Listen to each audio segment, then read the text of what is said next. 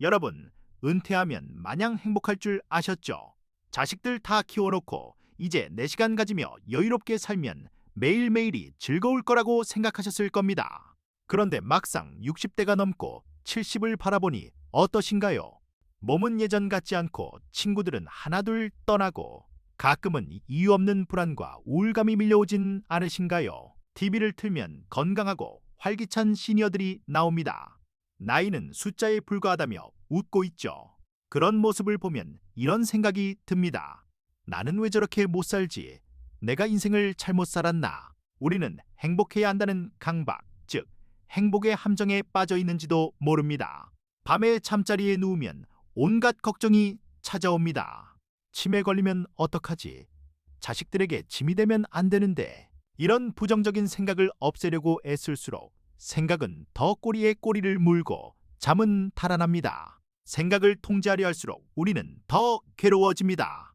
이건 마치 모래늪에 빠진 것과 같습니다.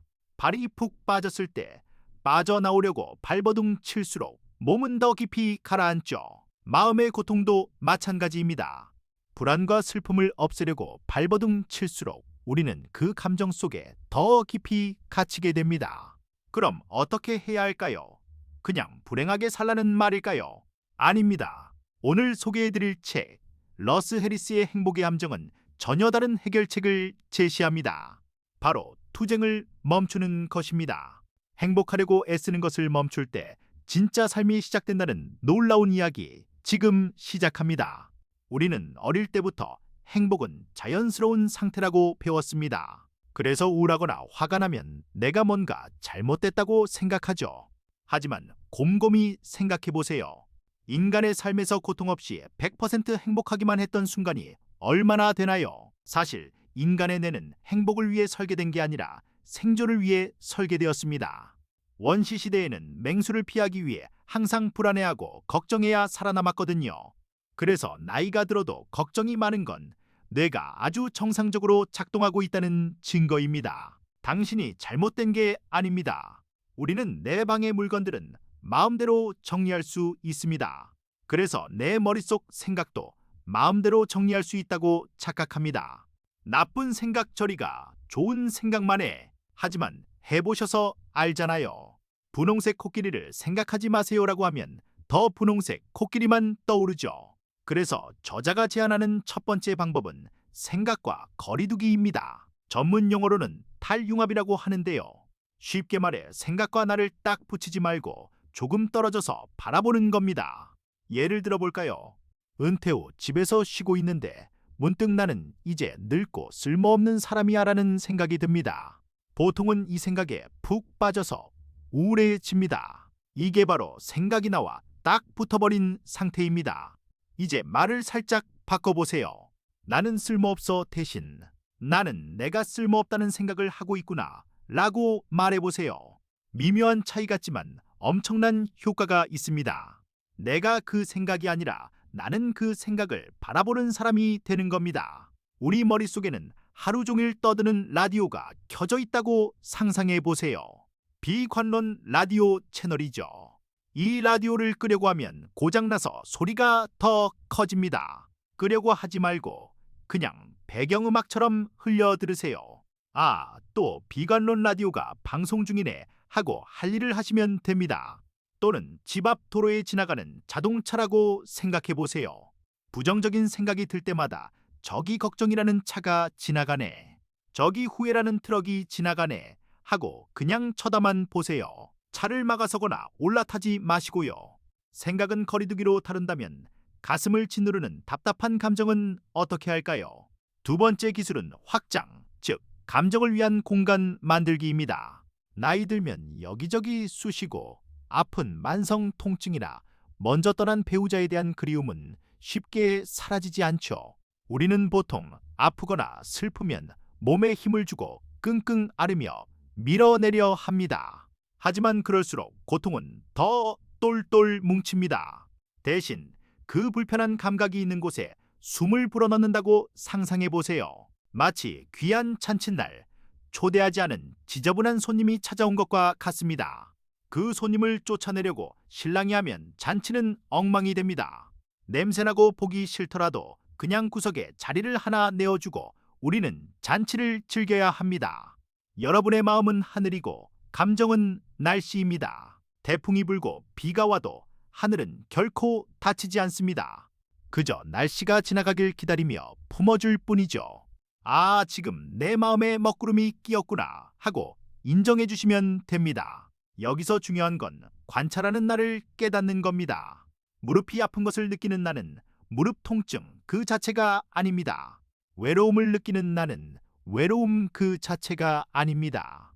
여러분은 그 모든 것을 지켜보는 아주 넓고 큰 존재입니다. 자, 지금까지 부정적인 생각은 라디오 소리처럼 흘려듣고 고통스러운 감정은 불청객처럼 자리를 내어주라고 했습니다. 이걸 하는 이유는 단 하나, 마음을 편하게 하기 위해서가 아닙니다. 바로 여러분이 진짜 하고 싶은 일을 하기 위해서입니다. 여러분의 인생 나침반은 어디를 가리키고 있나요? 이것을 가치라고 부릅니다. 가치는 목표와 다릅니다. 손주대학 보내기는 목표지만 따뜻하고 사랑 넘치는 할머니 되기는 가치입니다. 목표는 달성하면 끝나지만 가치는 평생 추구하는 방향입니다. 많은 분들이 은퇴 후 목표가 사라져 공허해합니다. 하지만 가치는 죽는 순간까지 사라지지 않습니다. 배우는 사람, 자연을 사랑하는 사람, 남을 돕는 사람. 여러분은 남은 생을 어떤 가치를 실현하며 살고 싶으신가요? 여기 재미있는 비유가 하나 더 있습니다. 여러분은 인생이라는 버스의 운전기사입니다. 버스에는 여러 승객이 타고 있죠. 그 승객들은 바로 걱정, 두려움, 자기 비하 같은 괴물들입니다. 이 괴물 승객들이 소리칩니다. 우회전해.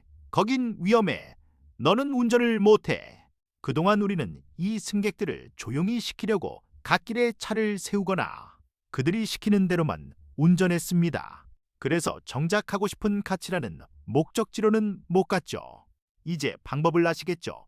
괴물 승객들이 떠들게 놔두세요. 그들은 버스에서 내리지 않을 겁니다. 하지만 운전대는 여러분이 잡고 있습니다. 괴물들이 너 실패할 거야 라고 떠들어도 여러분은 그 소리를 들으며 묵묵히 도전이라는 방향으로 핸들을 꺾으시면 됩니다. 이것을 전념하는 행동이라고 합니다. 기분이 나아지길 기다리지 말고 지금 당장 내 가치에 맞는 작은 행동을 하는 겁니다. 몸이 아파서 우울한가요? 그래도 가족을 사랑하는 가치를 위해 손주에게 따뜻한 안부 전화 한 통은 할 수 있습니다. 중요한 건 기분이 아니라 행동입니다. 우울한 기분을 안고 산책을 나가세요. 불안한 마음을 안고 친구를 만나세요. 행복해야만 행동할 수 있는 게 아닙니다. 행동하면 결과적으로 삶이 풍요로워지는 겁니다. 물론 쉽지 않습니다. 또다시 걱정의 늪에 빠질 수도 있고 화를 낼 수도 있습니다. 괜찮습니다. 우리가 완벽한 성인이 될 필요는 없으니까요. 그럴 땐 내가 또 함정에 빠졌네 하고 알아차린 뒤 다시 운전대를 잡으면 그만입니다. 시니어분들이 가장 많이 빠지는 또 다른 함정은 과거의 후회와 미래의 걱정입니다. 몸은 여기 있는데 마음은 30년 전 실수에 가 있거나 10년 뒤 요양병원에 가 있죠. 이것은 현재를 도둑맞는 일입니다. 지금 이 순간으로 돌아오세요. 엉덩이에 닿은 의자의 느낌, 코로 들어오는 공기의 온도, 창밖의 새소리, 오감을 통해 지금 여기와 연결되세요.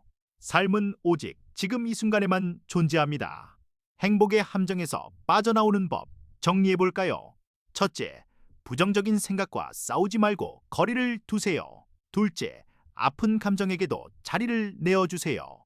셋째, 그럼에도 불구하고 내가 소중히 여기는 가치를 위해 오늘 작은 행동 하나를 하세요.